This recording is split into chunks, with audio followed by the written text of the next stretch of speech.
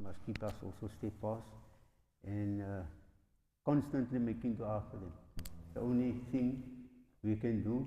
Sometimes we feel shy and we feel that we feel out of place to see what other people do for them, and we so far from them in the point of South Africa and Cape Town. But that's the best we can do also, because dua is also, it removes and takes away, the predestination. After Ramadan, we will carry on with the following lessons again. Tonight I want to explain to the brothers three things we need to have to understand. In the Ghaya Taqrib of Imam Shafi rahmatullah alayh, we come to the fi shuruti wujubiha. It's concerning the conditions that should be found which makes an act wajib. There are certain conditions. As we will lay it out here, we have to understand the three words that I said we're going to speak about. It is, well, even here in the hadith, that the Prophet ﷺ speaks about bulugh.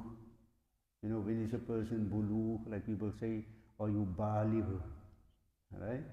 The same word, but just the letters 10. So I'm leading you to the hadith that the Prophet ﷺ speaks on his ages. But how do you deal with it? That's very important. How do you deal with it? So Rasulullah ﷺ says that you have to command your young ones. He will say the young one, right?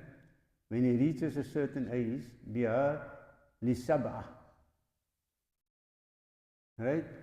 Al-mumayyiz biha lisab'ah. You hear the two words? Al-mumayyiz. Al-mumayyiz biha lisab'ah.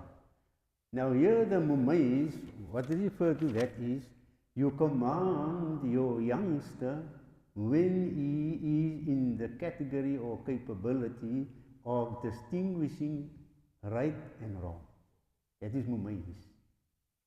Right? Perhaps Imam inshallah has a different, not different, but some more explanation on that. But mumayyiz is when you can, for example, like I can remember when we explained to us, when you can send a child. Okay, we speak about a big child, right? But not the infant. That's a big difference, an infant and a child.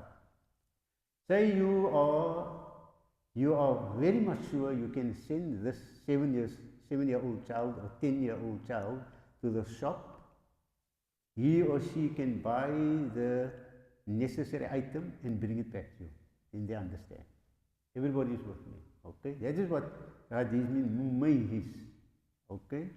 Li sab'a means when he is by the age of sab'a, 7 years old. Right? So in our days, we can see how the youngsters are. The 7 years, even 6, even 5, they're already playing with these phones, and the iPads, whatever it is. They play with it, they know it better than us. They know it far better than us. They know where to touch, and where to go to get something. Okay? So that is that. Then here comes the understanding. وَضَرْبَهُ عَلَيْهَا الْعَشْرَ. And you must darba. You must hit him with a brick on his head if he don't listen. I'm just joking. I'm just putting my own words there. وَضَرْبَهُ عَلَيْهَا الْعَشْرَ حَتَّى يَعْتَادَهَا. And give him a spanking or reprimand him, we will say. Okay, reprimand him or her when he or she reaches at the age of 10 years old, if he or she does not want or return to that act that you have guided him or her upon. Now, the question is, how do I go about hitting a child, or a youngster? Does this darba mean that I have to take a certain length of a cane or a belt or any item? Today we have plastic pipes also with which very nice, it gives you a very nice feeling also, you can hit with it. Am I allowed to take items like this and hit the child? so that the child can abide by you laying down the rule. For example, he must start making or she must start making salah. The answer is no. The darba here reflects to and explains in this way. The beating must be without any marks. The next question is, how do I reprimand? We don't say hit, leave the word hit out. Darba can also mean to hit a path to go somewhere. I can say, for example, darabtu ila dukan. I'm hitting a path to the shop. So it means totally different. Instead of saying zahabtu, I went, or azhab, or whatever it is. You can also say darabtu. It means also, soos ons sê in Afrikaans, ek het 'n paadjie geslat winkel toe. They say sometimes the gangsters speak like this, but it's not gangster language. It's just a language. It's just a normal language. That if you take a path frequently, and it's your path, you will see after, say your parents send you to the shop for 1 week in that same direction, you will make a path. That path will lay there, and you will see other people also follow that path. It's just natural. The path is there, right? So, how do I go about to reprimand the youngster so that he or she can fall into that style of living by starting or training him or her to make salah? The first lesson that we must take in here is it must be a darba, a reprimand that is without any marks, right?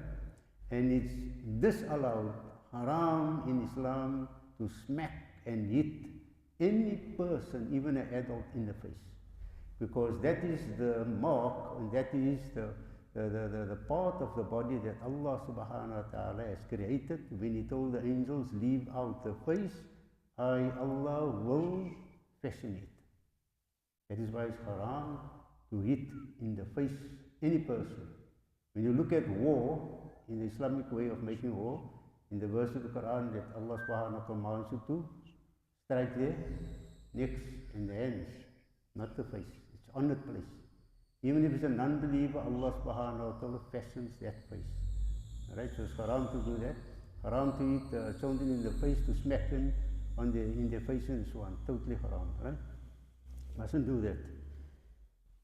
So how do we then reprimand the child? We reprimand the child just quickly with no marks, and this is how we do it. You have to put, we will say first of all, a book or a Quran under your arm, and you must take an item that is as long as a miswak, and then you must reprimand the child. Now any person will say, how is this child really going to listen? Because he or she is going to feel, they're going to feel nothing. But it's just the order is, and the understanding here is, that you're showing the person, the youngster, who is in charge, and you mean it is serious. That is why it's haram totally in Islam to leave marks on any person when you hit a person. In fact, in Islam it's haram. It's prohibited for Muslims to fight actually. Right? Muslims mustn't fight. Kan skel en gaan te kere, you know. But don't insult and belittle one another, and do not attack one another. Unless you are in a serious self-defense, then you must know what to do also. But nowadays it's a shame to see Muslims even murder or kill other Muslims. Right? But anyway, that's a different thing. You might come away from the case here on earth, but there's another judgment that is waiting for you. Right? They say you will have to wait for the hukum illah. That is when Allah subhanahu wa ta'ala waits for you, the day of judgment, to sort you out when you have murdered somebody. Okay? Now that word in the hadith here that says mumayyiz, when he or she is capable of understanding your language, right? Totally understand your language, what you are trying to explain to that person. Then the Prophet ﷺ says, yeah, وَذَلِكَ قَوْلُ, and like that the Prophet ﷺ says, مُرُّوا أَوْلَادَكُمْ بِالصَّلَاةِ. Right? Murru, direct or command your children with salah. وَهُمْ أَبْنَاءُ سَبَعَ sinin, and when they reach the age of 7. This is the training age, to train them. Right? وَاضْرِبُوهُمْ عَلَيَّ وَهُمْ أَبْنَاءَ عَشَرٍ. And then reprimand them with this type of explanation we gave, right? Or you must take a feather and eat him. A feather and eat him. This is how you eat they say you eat a wife also. Take a feather and you eat her. Because it just shows, taking the feather or a miswak, it shows actually not allowed to lead the wife or lead her with marks. But today it's a shame to hear men, like cases I had now 2 weeks ago, they don't hit the wives anymore, they choke them. They want to actually halfway, get rid of them. If you don't want the person, then just say, I don't want you, and then because in separation there's also rahmah. The rahmah in separation is you go that way, I go this way. There's rahmah, we get to understand what does the off-go of the nikah act say, contract say here. The last 3 words. When the imam takes your hand, right, he takes your hand and he reads the first line. The last 2 words is, if you cannot live with terms, right, then you separate with kindness. That's what it says. It tells you there. The imam or Shaykh or Maulana must explain that to every bridegroom. If you cannot come to terms with this person you're taking as your wife, and you cannot respect her, then separate bil ma'ruf. Separate with kindness. You go your way. We know the hadith that says the arsh shakes of Allah subhanahu wa ta'ala when talaq is, when it's announced. But also we must have to understand that we cannot go on living like this, halfway through murdering one another. Rather separate one another. And that in that separate is also mercy. There's a mercy in there. Because you will never ever in creation reach a state of satisfaction, of peace of mind with Allah subhanahu wa ta'ala whenever you indulge in arguments and difference of opinion that leads so much to swearing, insulting, even the families involved, everybody's involved, and nothing goes right. Your stress level and whatever level is so high that you don't want to see that person in front of you. And rather have a meeting, or you have another choice, you come together for Allah's sake. Nothing else, for Allah's sake, and you better your lives for the sake of Allah subhanahu wa ta'ala, and you act on the principles and the laws and whatever Rasulullah sallallahu alaihi wasallam has taught you, and you do it for Allah's sake, then it will come right. And Allah promises you in the Quran, if you do it for my sake, you come together, man and husband, then leave the rest to Allah. And Allah will sort it out. But it must be genuinely for Allah's sake. So that is the explanation of that. وَضْرِبُوهُمْ عَلَيَّ, and reprimand them with a kind beating. And to me, that's my interpretation, right? To me, my kind beating is the beating of the tongue. Speak, speak, speak, dua, speak and dua, speak and dua, until they come right. Beating of the tongue is the best, right? It doesn't say how you should do it, right? But it just say beating, reprimand. But in my explanation, this is my explanation, I will reprimand somebody with my tongue, continuously until I will not be found on this earth anymore.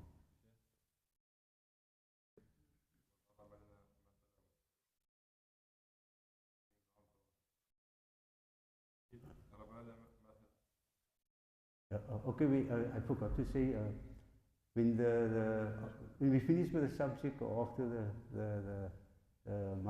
after the lessons, then we will listen to the questions, inshallah ta'ala. Okay, let's just carry on quickly. وَفَرِّقُوا بَيْنَهُمْ فِي الْمَضَاجِعِ is the last one, and separate them in their beds also. Separate them, especially males and females, separate them, right, by that age, from 7 to 10 upwards. And even then also refers because the Arabic word is not hunna, not to refer to the females also. Everybody then is even boys also. Do not let boys sleep with boys. Okay, we understand the situation. Some people, they cannot afford, so the one sleeps at one end and the other sleeps on the other end. But if you can to separate them, then you must separate them. Right? Because it can lead to other things also. It can lead to other things. That is that hadith, understand mumayyiz. And let us look at the other one quickly.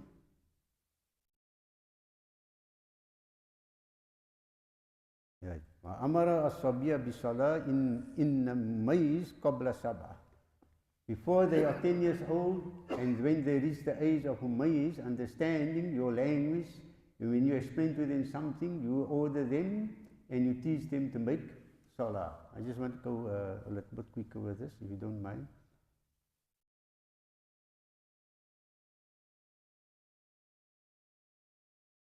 Okay, last one.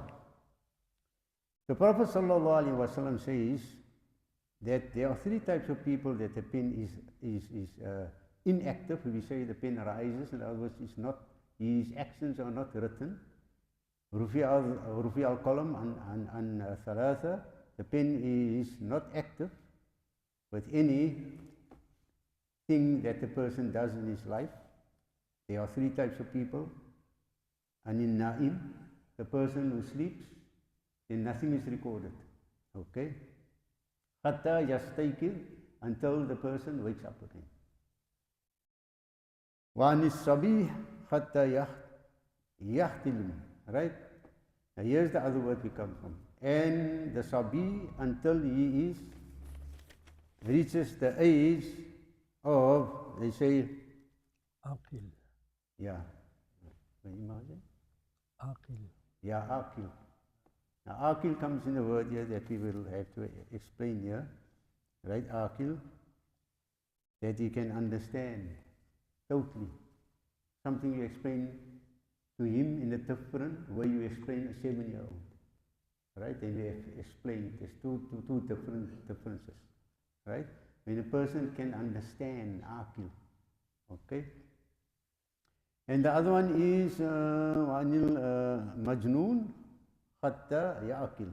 And on the person who goes either temporary or insane or is permanently insane. In other words, we don't like to say that word, but it's not in the category we see him, or like ourselves. Sometimes I wonder if we are mad and they right. Sorry to put it like this, as well, you know, because they go into Jannah without questioning. We must be questioned. I sometimes think that really serious. I think myself, wonder if they are 100% and we were about 50%. But they go into Jannah without questioning. We have to answer to Allah subhanahu wa ta'ala to all our deeds that we are doing. Anyway, yeah, this is the last one. So bulugh means actually that you attain something that you understand in responsibility under Islamic law. That is bulugh. Baligh, Islamic law. When somebody explains to you anything about Islamic law, you understand. Right? You understand it thoroughly. In other words, it's also called, in another Arabic word, they call it mukhlaq. You are mentally matured to understand any explanation of the Sharia. Now we come to the word mukallaf. Mukallaf is a person, even if he or she is an adult. But even if that person in his age, being an adult, does not understand anything about Islam. That is why I raised the question, are the people in the jungle or other people mukallaf to understand the laws of Sharia? If you do not understand the laws of Sharia whatsoever, like the people out there in the jungle, whatever it is, they are not mukallaf. I want to read something to the brothers here. I just took it from another kitab. Give me a few seconds quickly.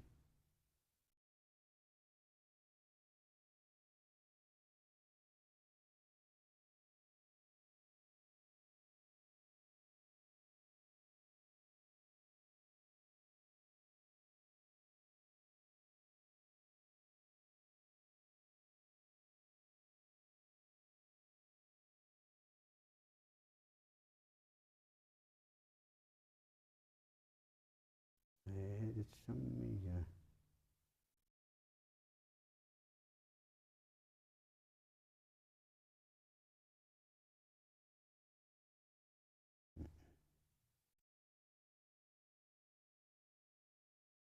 Anyway, I'll look for it again. I had it here somewhere. But anyway, but that is the explainer of mukallaf.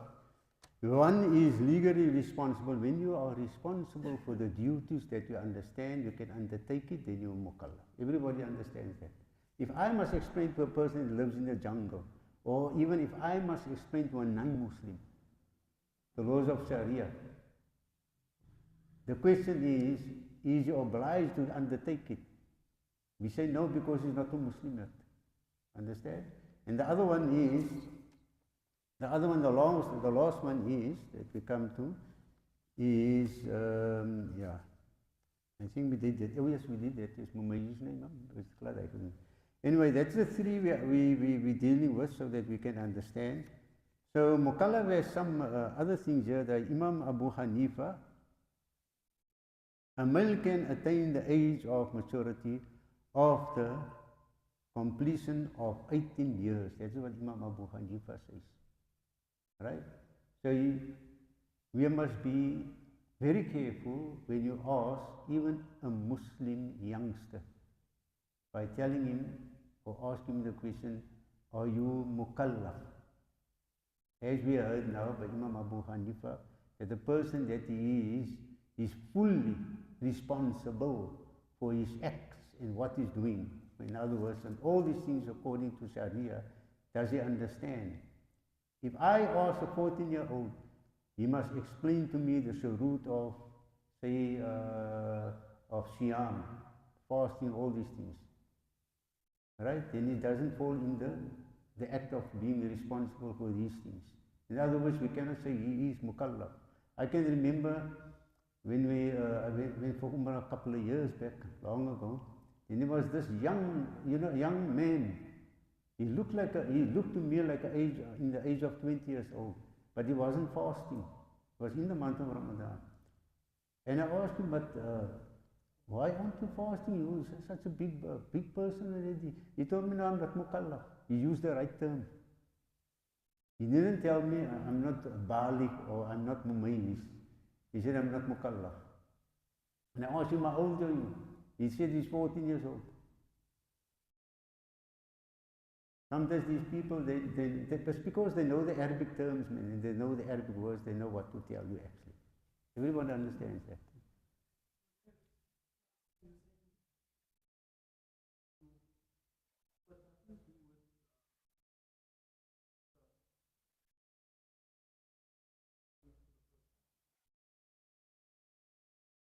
Yeah, look, a girl of 9 years old, she can start menstruating. Ask her questions about the deen, she won't be able to answer.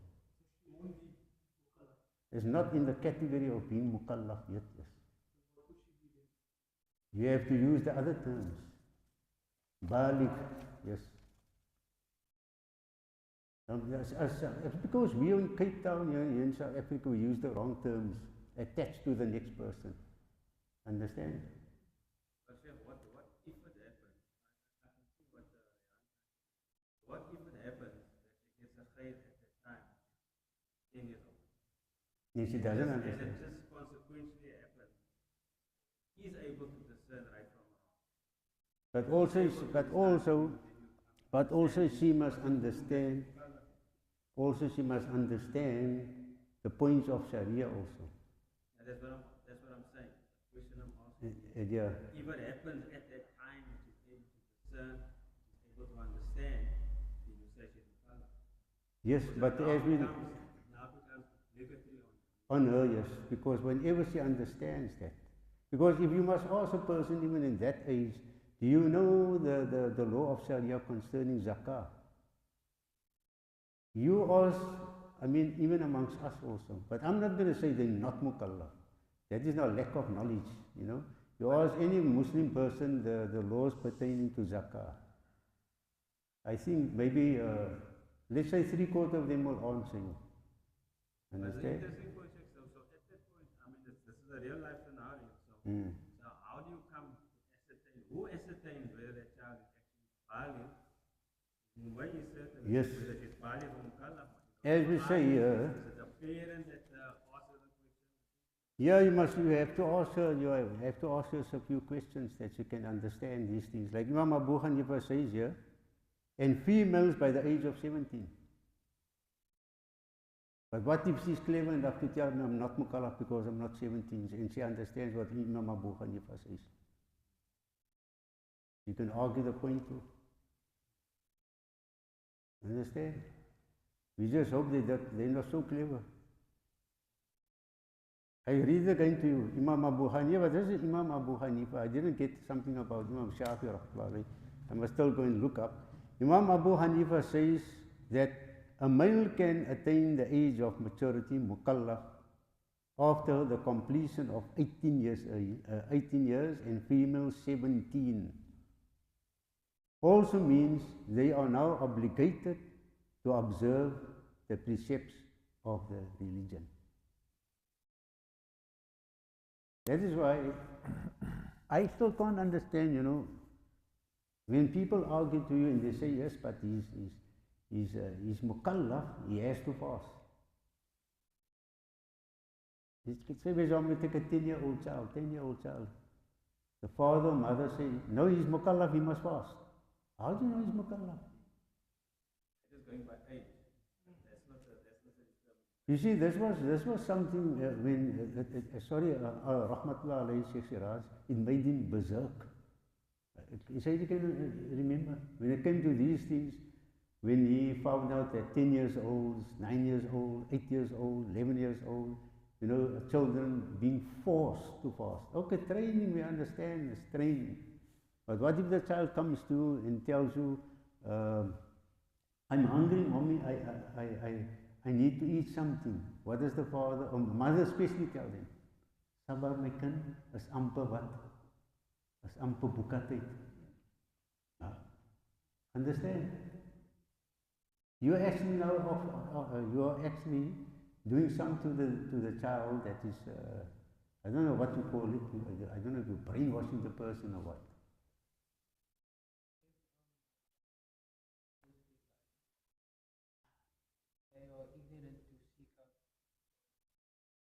Ignorant to seek out the knowledge. If they baligh. Yeah, that is another scenario also, and another question. No, they must seek knowledge. The first obligatory act on that person, they must make salah. You get it in non-Muslim also. They tell you, it happened quite a few times to me, that the person say, I do not know how to make salah. My mother never sent me to the madrasa. You ask them how old are you? Say, I'm say 15 years old. I'm 17 years old. You even get Muslims out there. Wallahi lazim, they big men, they're adults. They don't know how to make salah. They say I was never in a madrasa. Understand? They mumayyiz, they baligh, they everything. Yeah.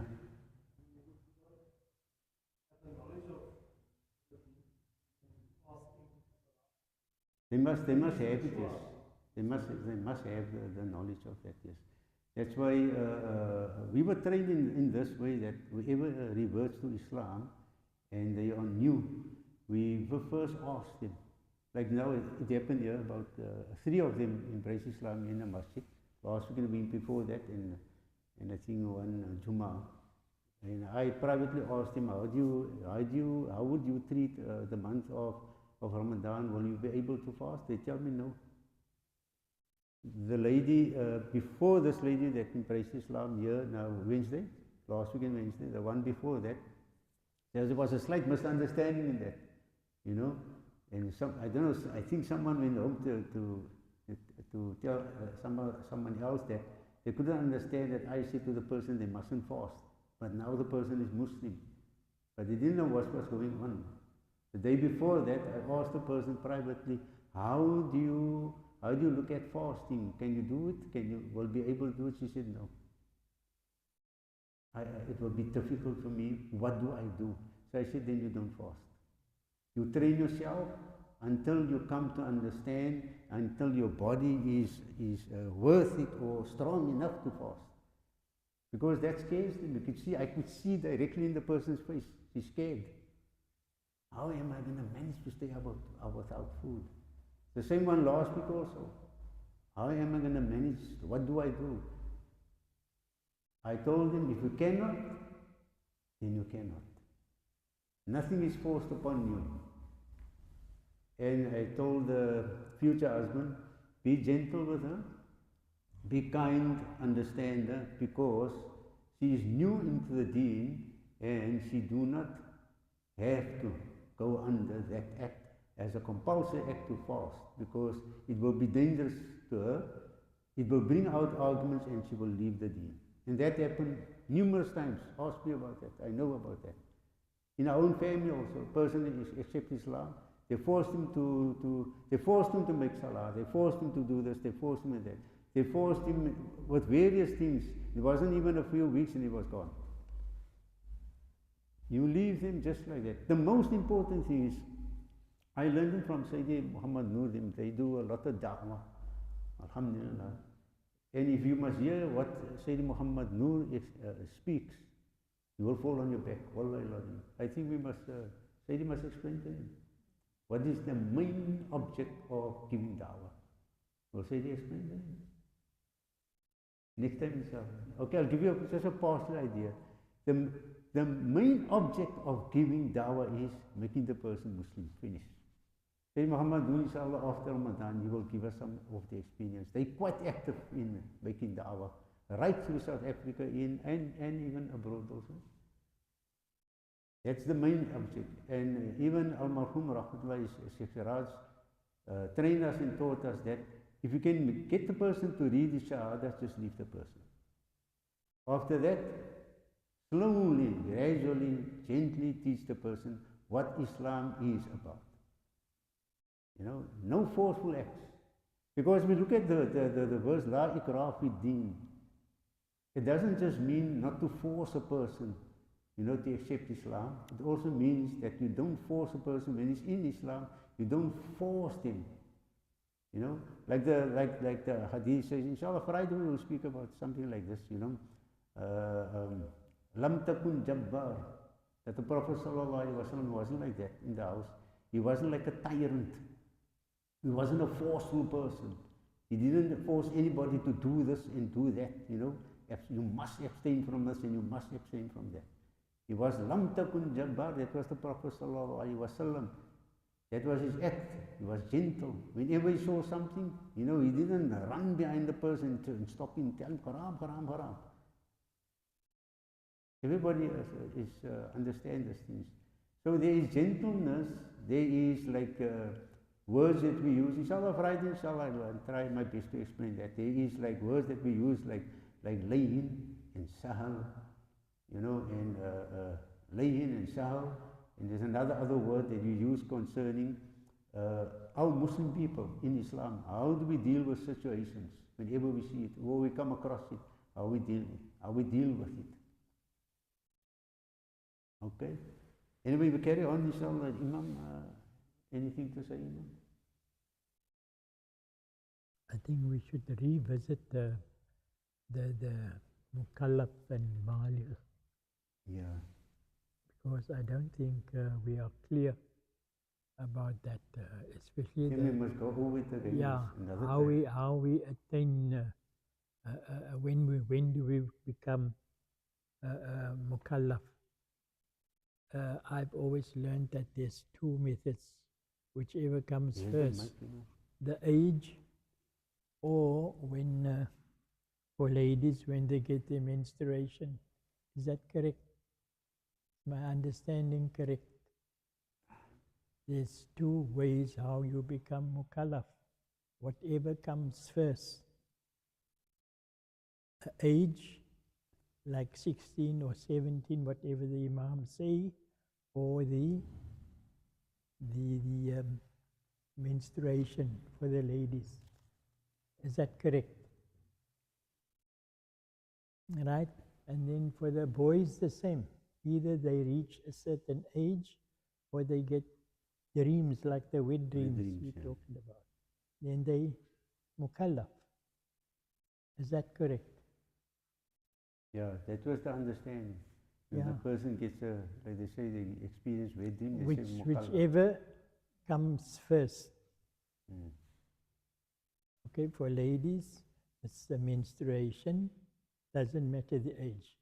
If the menstruation doesn't come, then there's a age cutoff. Right? And same for the boys. Yeah. I think I got it written down here somewhere. But I didn't hear it mentioned. Did you? There's a certain age. Let me just double check. I wrote it down.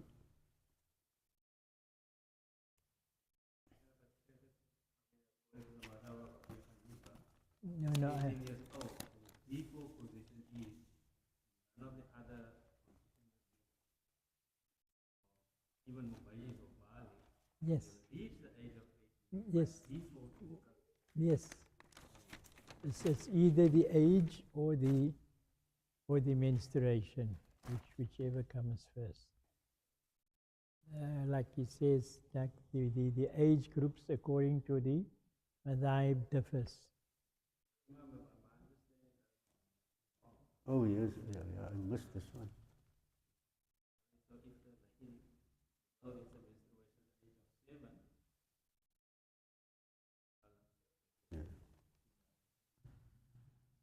Yeah. I forgot this piece here. She has Sorry. developed the intellectual capability to be maybe even not Bali. So it's a sequential step. Bali. Yes, Yeah. yes, correct. What Now you said. the Sharia explains here, Mumayyiz is actually when the person can distinguish between right and wrong by the age of 12. Between right and wrong. This is, I think this is all the madhaib. All the madhaib, age of 12.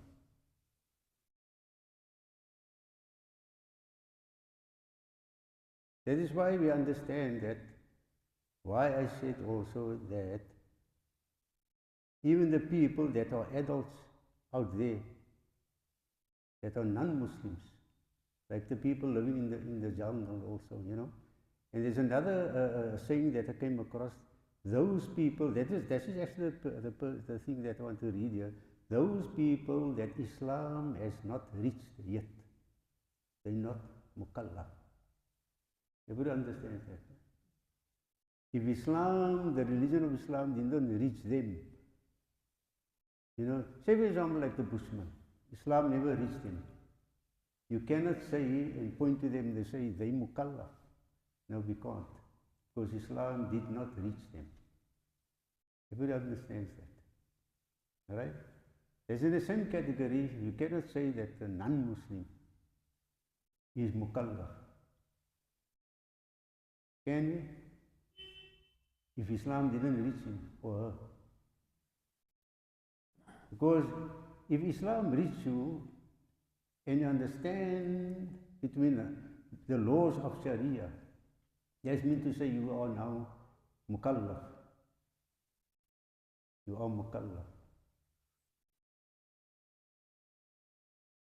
I think the brothers are still a bit Yeah, confused. because I think that is not under this topic which we are I think discussing. they're still confused here.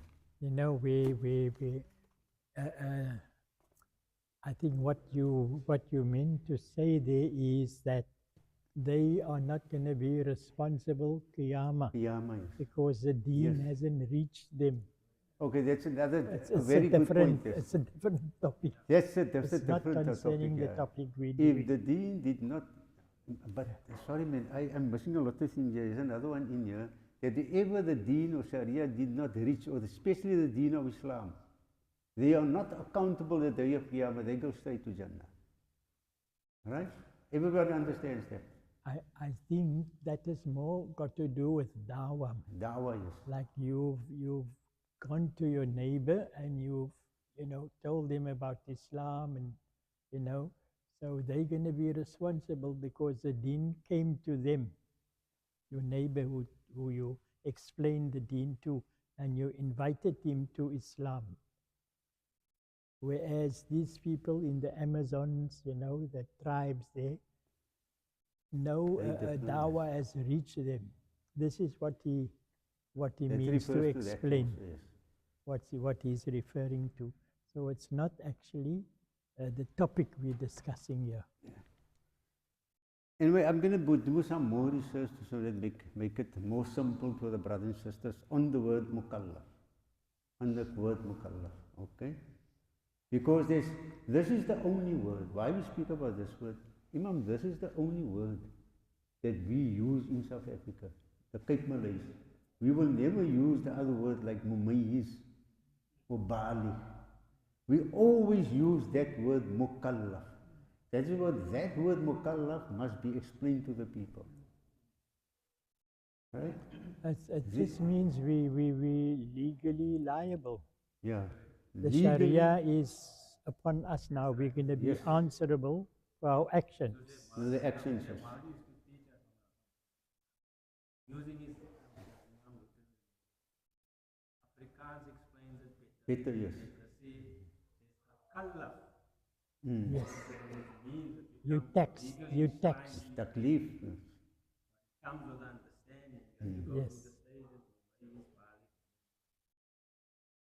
Not just something that just comes. Yes, it doesn't. You cannot just point to somebody and say you mukallaf. It comes through knowledge also, of the Sharia also. That is why I said earlier on, if a person does not understand, you know, he doesn't fall in that category of taklif, you know, in that category that he does not understand the deen, the Sharia, like zakah, salah, hajj, all these things, can you say the person mukallaf? Does he qualify? Does he understand, in other words? That is the question. It doesn't mean that he don't have to do it. He has to go learn. Yeah. He must go That's and why learn. it's Now he falls in the compulsory. category of mukallaf also. That is why I always say we use this word such a lot, you know. I mean, I can say we use the word for the last over 500 years, mukallaf, without even understanding it properly. I don't say you must agree with me, but I always look at this word. Because I used to ask my mom in Afrikaans, you know, we spoke both English. Then I asked my mommy, Mommy, ko sê, Mommy, ek is mukallaf al. Ek het nie so gehoor, ek verstaan die woord af wat mukallaf nie. Really? Hoe kan jy vir my sê ek is mukallaf? Ek verstaan nie eens wat mukallaf mean nie. Because our parents didn't explain to us. They didn't tell us like how we discussing here, you are liable to do the things, or the mother, father asks you, do you understand? Do you know how to make salah? Do you know what to read? Do you know the Sharia of Allah? All these things, you know. So we need to understand the word mukallaf. I'm going to do some more research on this word mukallaf so that we can get a better and a more clear understanding with this. Mumayyiz we understood because it comes in the hadith by the age of 7 to 10. Right? That was in the hadith. How many minutes is there left? I just want to read something. Is there a few minutes left though? For Isha?